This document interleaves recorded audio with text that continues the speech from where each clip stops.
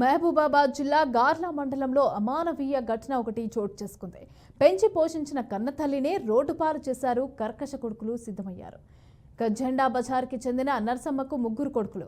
పెంచి పెద్ద చేసి చదివించింది. అందరికీ పెళ్లిళ్లు కూడా చేసింది.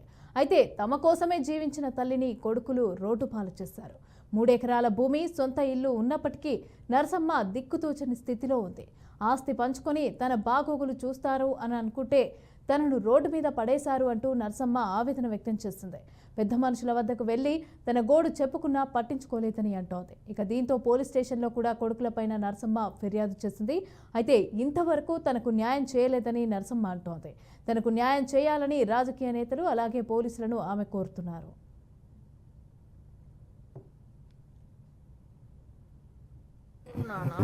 కొడుకులు అన్నం పెడతాలేరు. అన్నం పెట్టకుండా బజార్లలో ఆడుకో తిట్టాను నాన్న. కొడుకు పువ్వ పెడతానని పైచేసారు నాన్న. పేర్లు నరకమ్మ. మీ పెద్ద కొడుకు పేరేంటిది? సీను. నడిపాయన పేరు? నడిపాయన పేరు రాజేష్. చిన్నోడు కృష్ణ. ఎన్ని ఎకరాల భూమి ఉండే నీకు? 3 ఎకరాల భూమి ఉండే. 3 కొట్టుకున్నాడు. డబ్బులు ఇస్తే భాస్కర్ గారికి అమ్ముకున్నాడు, పంచుకున్నాడు డబ్బులు. ఇప్పుడు ఏం కావాలా నేను? పువ్వ పెడతాలేరు నాన్న. ఏడ తింటున్నావు మరి? నన్ను పెట్టిన తింటాను, లేకుండా అడిగారు తప్పు చెక్క పడుకుంటారు. పడుకోవడం ఎక్కడ పడుకుంటున్నావు మరి? ఇల్లు లేదు కదా?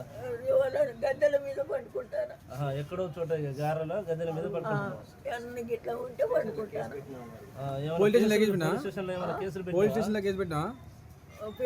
పెట్టిన 2 రసీదు కూడా ఇచ్చారు నాకు. పిలిపిలే పోలీసు వాళ్ళు మరి నిన్న వాళ్ళు పిలిపిలేదా? రసీదు ఇచ్చి అలా కొట్టిండ్రు. ఉన్నది నాకు అలా రసీదు. ఏమంటావు అంటే నాకు ఇక్కడ నేను ఈ వానాకాలం వచ్చేసరి కాలం ఏడబడినని కొడుక.